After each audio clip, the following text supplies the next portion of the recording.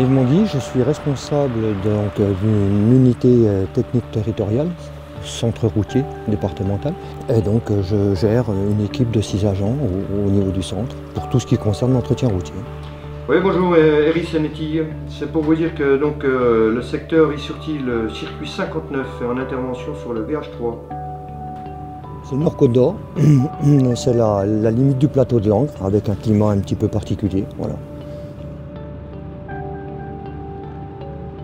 Pourquoi la viabilité hivernale? Tout simplement pour le déplacement des usagers, leur sécurité, que ce soit pour les professionnels ou l'usager lambda. C'est pour faire en sorte que les déplacements se passent bien pour eux, et 24 heures sur 24, sur tous les réseaux qu'ils empruntent, quoi.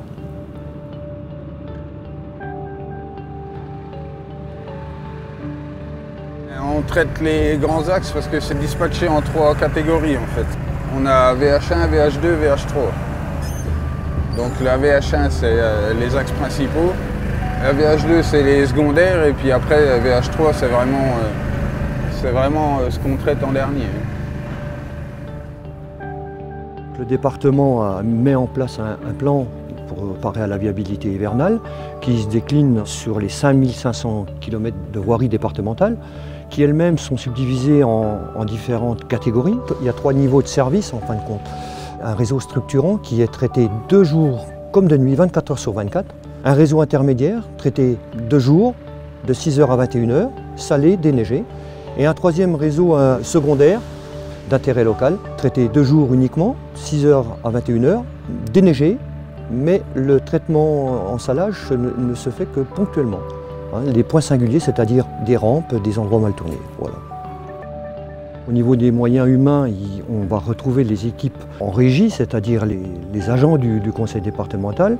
Il y a aussi des privés, des agriculteurs qui font aussi avec leur matériel. Il y a quelque chose comme 75 camions sur toute la Côte d'Or et donc suivant les niveaux de service, les camions partent pour traiter les chaussées qui sont en conditions dégradées. Techniquement, voilà, le camion que j'ai, c'est un camion qui est équipé sel Saumur. Le Saumur sert à accélérer le phénomène de fonte du sel. J'ai mon boîtier dans la cabine qui me permet de régler ma saleuse derrière, ma lame, et j'adapte en fonction de ce que je vois sur la route. On parle de 15 grammes au mètre carré en sel sec. La saumure, on tourne entre 15 et 20% du volume de sel que l'on met en saumure. Je peux faire mes mélanges moi-même, je peux tout régler. Là par exemple, c'est un axe où on est déjà passé avec du sel. Donc là, il y a une petite averse de neige très légère, je fais juste un raclage avec du sel dans les zones un peu dangereuses ou que je juge que c'est nécessaire, mais j'en mets pas partout. Donc j'adapte vraiment à la situation et on va dire que la neige est de plus en plus rare quand même ces dernières années, mais dans la région ici, là on se trouve actuellement à 500 mètres d'altitude. C'est quelque chose d'assez normal, quoi. Les gens savent adapter leur conduite et voilà, c'est une habitude. Il faut surtout veiller à prendre les axes principaux qui sont déneigés en premier et éviter de faire des folies à vouloir prendre des raccourcis.